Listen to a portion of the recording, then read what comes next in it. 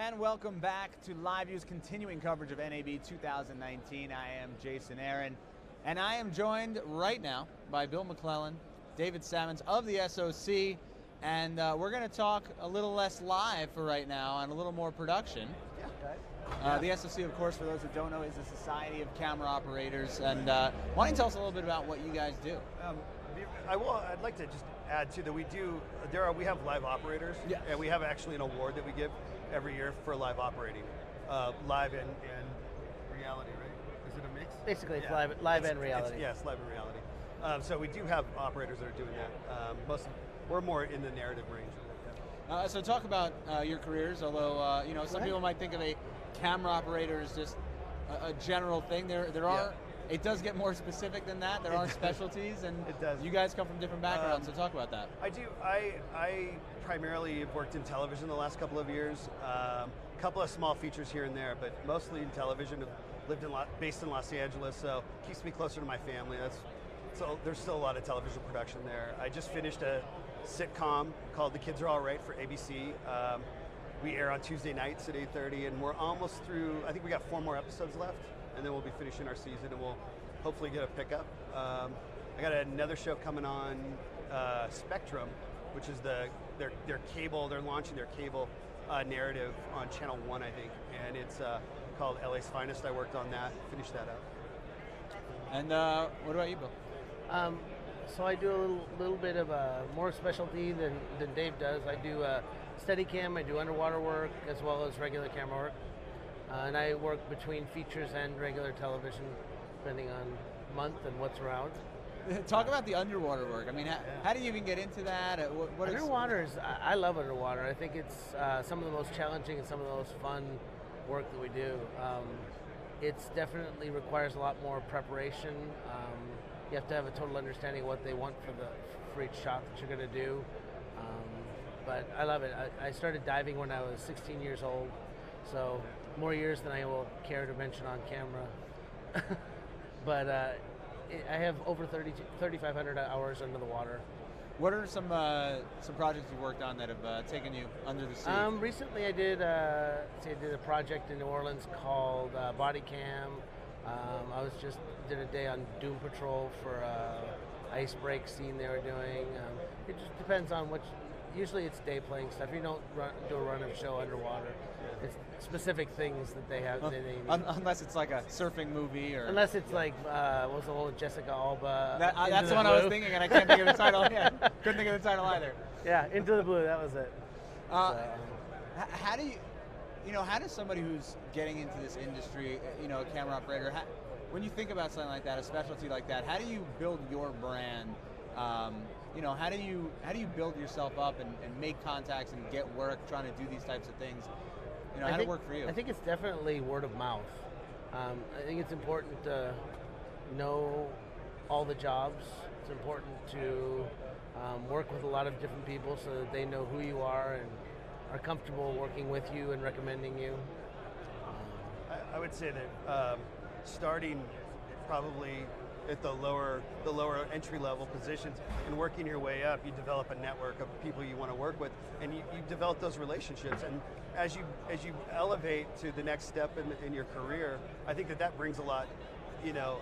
There's a lot more networking going on at that level, because people, now you've developed this name for yourself that way by showing that you're a hard worker. You can you're putting in the time. There are times when guys just jump right in and get into a specific niche, like it could be Steadicam or it could be underwater work, and they develop the name for themselves there.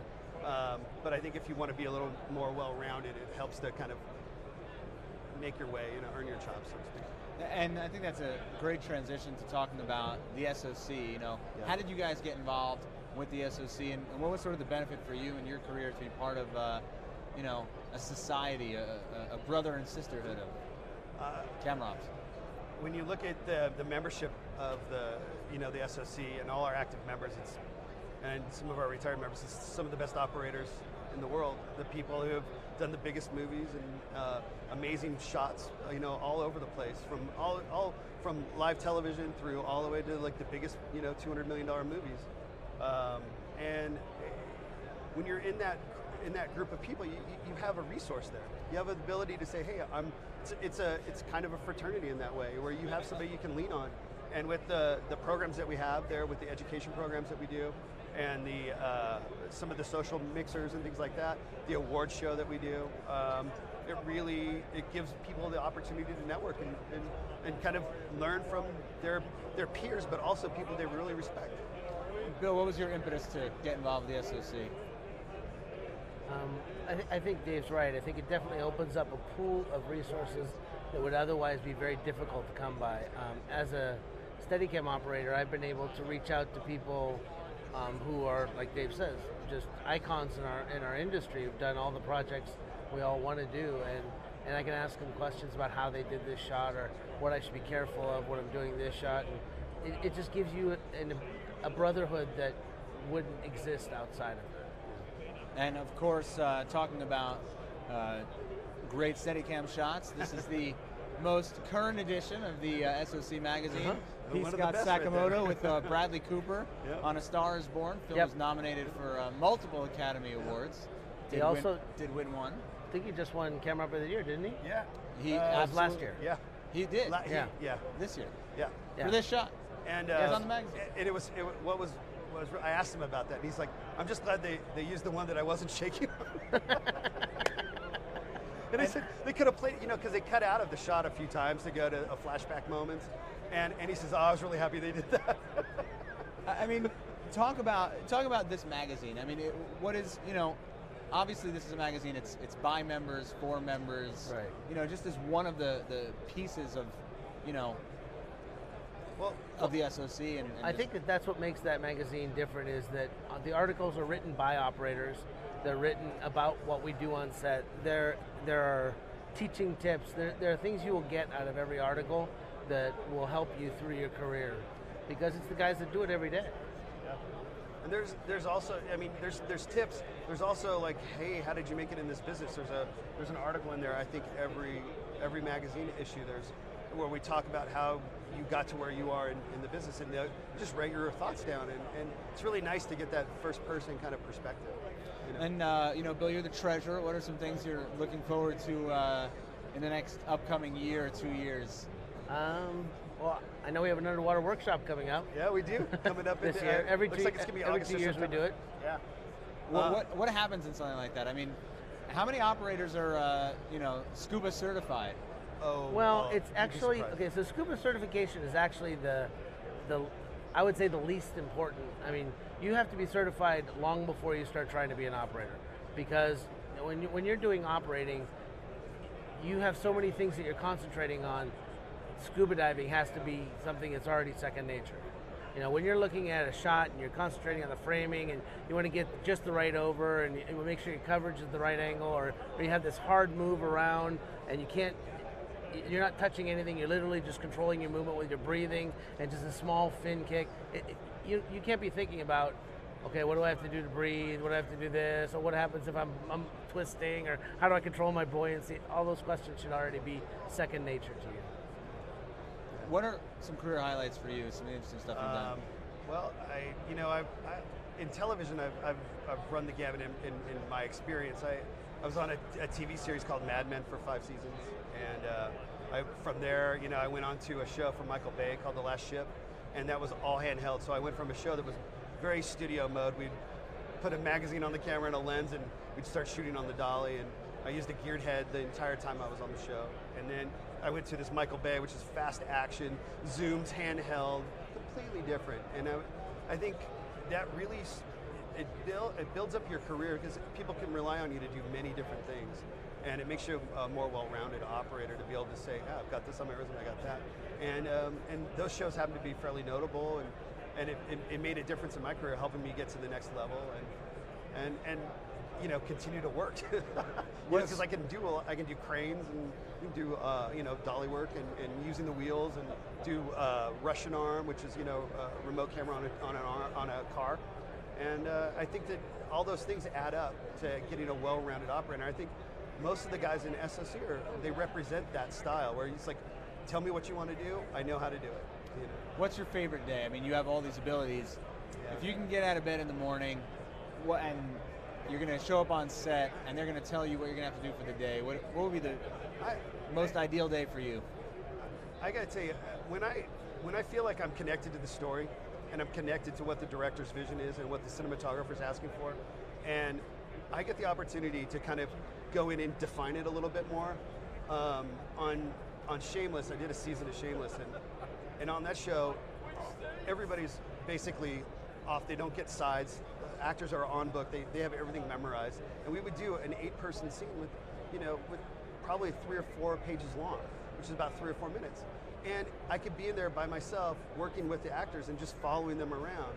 There's no rights or wrongs. It's about how I start to tell the story and how the director wants to, kind of drive that. But in some shows, you just get a lot of freedom, a lot of leeway, and that was one of those cases. So I'd say there was I had a lot of fun days on that show. And it's pretty crazy too. It's funny. Yeah. That it is. Show's done pretty well for itself. I think they're going into season 10. Yeah. Bill, what about you? What's the ideal day? What's your favorite part of operating? I think we both agree that storytelling is what we do, and a lot of our interactions are with the actors. And like I just finished we're doing a remake of Creepshow, and on the last day of shooting, one of the younger actresses walked up to me, and she gave me a big hug, and she said, "Thank you very much for giving me notes in a way that made me feel good and I understood." Because we're always working, especially with when you're dealing with television and newer actresses, you're always working with them and helping them move their careers along and helping you get the shot, because it's all a team sport. It's like between the focus puller, the dolly grip, myself, the actor. I mean, everybody has to work together. Any one of us screws up, it doesn't work. Yeah. So. And I would say that's a lot. There's a lot of reward there when you see that the actors are achieving where they want to go with the performance, and you're capturing that, and you're really kind of being their only audience the whole time they're performing. And so if you get a scowl or you get a smile on your face, they know that they're maybe doing something right or wrong. And then sometimes it's just the subtle hint. But developing that relationship, especially in television where you're going to be together for 6 to 9 months, it's very important, and multiple seasons perhaps. And getting to know them and understand how they move and how they want to interact is very important to the position of camera operator. So you're not just juggling the director's wishes and the cinematographer's wishes. You're dealing with the actors and what they're looking for too, and what they want to do in the moment and in the scene. And sometimes it doesn't jive with what you think it should be or what you've been asked to do. So you have to kind of, round the edges, so to speak, and help them out. And of course, a show like this, NAB, we talked about so many different ways to capture the shot. Mm-hmm. This is the show where all the technology comes out, trying to make it easier, more accessible. Every year there's a product that tries to change the game. We're about a day and a half in here. What have you guys seen so far that you can't wait to bring to the table? I don't know. I got to say that they have a arm car down there. Yeah, Tilta's arm car. Impressive. Even though it's kind of a prototype at this point, it looks like it'd be fun to get an opportunity to play with. I'm not sure where I could utilize it in my work yet, but I can see it going out on the road. It's a really kind of a fun idea, I think, and they're offering it at a price point. I think it could be something that you see more of, and really good storytelling that way, because you can be 360 degrees around a vehicle while you're traveling and following something. So I thought that was kind of interesting. And obviously it's a lot safer than us hanging out the back of a vehicle and shooting. Yeah, that was the other alternative. What about you, Bill? What have you seen? Tiffin's got a new update for their Steadicam that was very nice. For us Steadicam operators, it's always about weight, and they've shaved some weight and some height and off their rig, so it's a nice improvement. That's something I'm interested in. All right, so we're going to take a pause here. Great. We're going to bring Eric Fletcher in and talk a little more. So we'll be right back. Don't go anywhere. All right.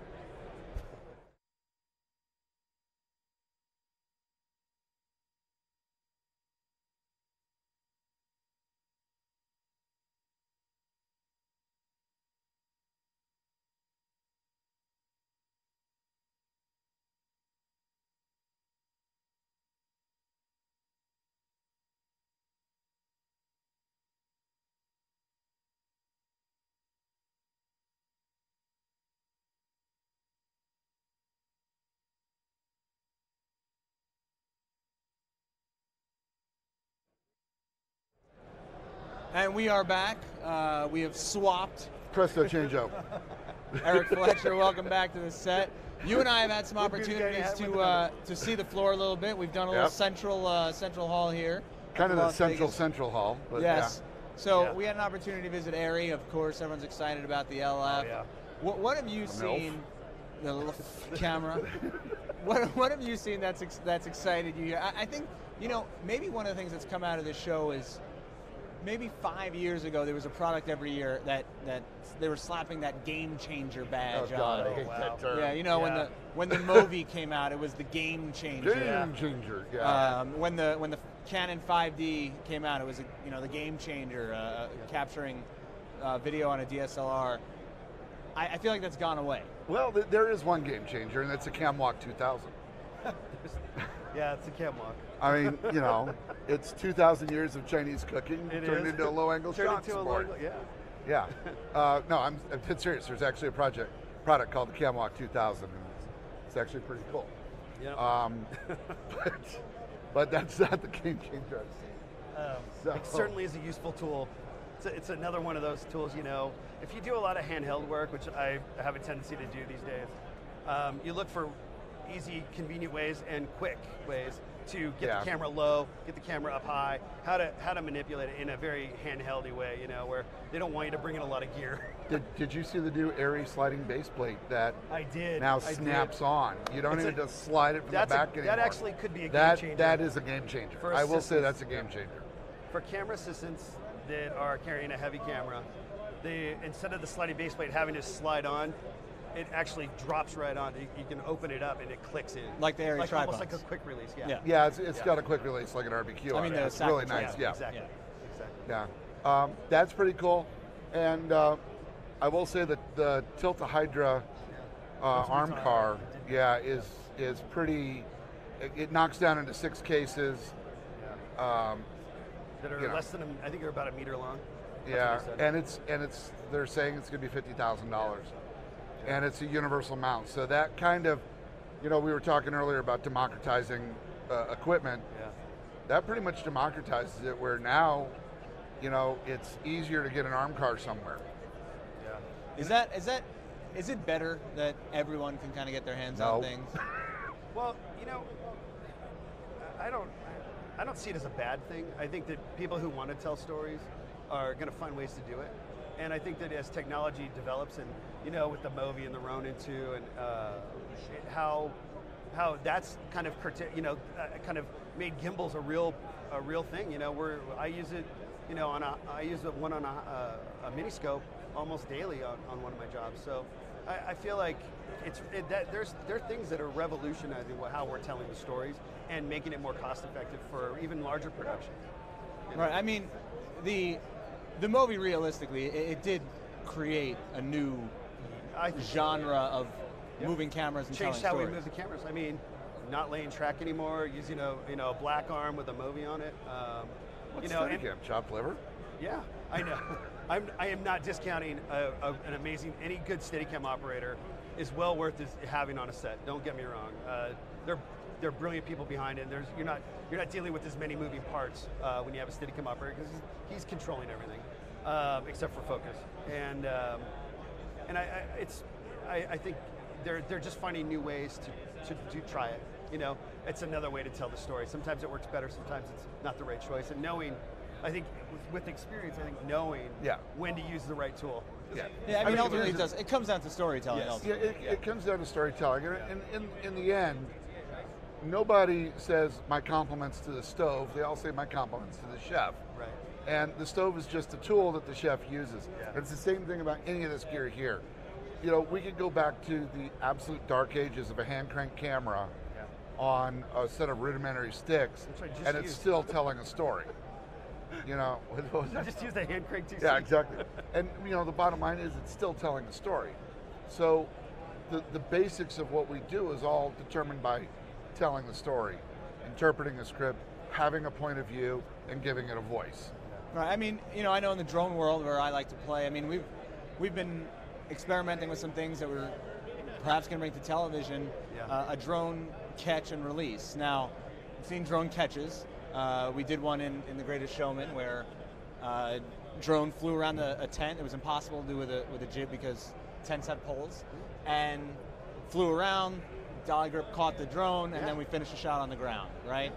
But now we're experimenting doing from beginning to end. So you start with the drone in the air, comes down and gets caught. You do some ground work, which is basically Steadicam work or Mobi work, because you now have stabilized camera, and then you start the props and send the drone off again, and you could do these take shots, and it's like, well, the interesting thing is that's not even limited to a drone anymore. You know, Cinemoves, if you look at their reel, they have a shot on their reel where they're showing new technology, and it's a pretty cool shot. It starts out on an arm car, moves around, it turns into a handheld Mobi shot, moves around on an upper level of a deck with posts, moves around, tracks back to the edge of the deck, and then all of a sudden it goes out to a highway on a cable cam that you can't see because the cable's in the tree. You know, so they're using 3 pieces of technology that we really haven't used together before, and the level, you know, now the story's not limited by the physicality of the equipment we use anymore. You know, we're not using a 700-pound 3-strip Technicolor camera, you know, where, for me, one of the most impressive shots in West Side Story is the whip pan to the basketball, because it's a 700-pound camera. But that's all they could do. That was the limitation of really crazy movement that they could do at the time. And now we can do just about anything. And you look at companies like DJI, and you gave them the Technical Achievement Award last year for the Ronin 2, and they went and acquired Hasselblad, and it was like, well, you know, this is a company, relatively new company, so commercially focused on just putting a camera in the air and then figuring out how to stabilize it and doing the best job of stabilizing a camera. But then they go, you know what? If the imagery isn't good, then this is all for nothing. So they turn around, they go ahead and they acquire Hasselblad, and now they have a camera system that shoots 6K RAW or ProRes 444. I mean, you know, you look at something like that. Oh, and by the way, it fits in your hand that's this big. Yeah, you know, it has great latitude, and it's like we said earlier down in Erie, you know, it's really not about the Ks, it's about the color science, and that's what DJI did smart. They went and got a company that understands color science, brought them in house. They did. You're about to say something. No. I'm like, they acquired one of the oldest lens companies and camera companies. You know, a relatively new company goes ahead and acquires a company with, you know, and I think that it's kind of a nice appreciation too, in a way, to say, like, you know, hey, you know, we need to advance our science as well, and this is how we're going to do it. We're going to go talk to these guys and acquire the entire company. Well, it was a smart decision because they were also able to skip some of the mistakes that some of these other companies who think they know better were able to do. It certainly makes sense. So we'll wrap it up with this. What are you excited for with the SOC coming up, and then just the next year of filmmaking? We've got a couple of camera operator workshops coming up. We're doing one at Drexel University. If you're an SOC member, it's going to be free to come in, and it'll be a little bit of a panel, and there'll be some instruction for some of the students at Drexel University, and that's in Philadelphia. And then we're going to do that on I think it's the 17th, 18th. It's a weekend. Something like that. Yeah. And might be 16th, 17th. Yeah, of May. Of May, yeah. And then going forward, we've also got Cinegear. We have Cinegear. We have a speed mentoring workshop next Sunday at Canon. Sign up on the website, soc.org. Yeah. To get into the speed mentoring. You have to be a member of the SOC. We're still running our membership drive of our 40th anniversary. Yeah. We got the underwater workshop happening probably in July or August. It might be as late as September. We're talking about doing a workshop with our Sound Brothers. Yeah, we just kind of hatched that one up while we were here. But we think about it, but it's like we work side by side all the time, and you have to. That's almost as important of a relationship as it is to our focus pullers or to our cinematographers. Is being able to work with the boom operator and the sound mixer, because they got to get the microphone in there. It's not just all body mics that are Yeah. Makes sense. Yeah. All right, Eric, David, thank you very much. SOC.org. Of course, we're on YouTube's, the SOC YouTube page. And we will be back with more right here from the Live View booth. Stay tuned.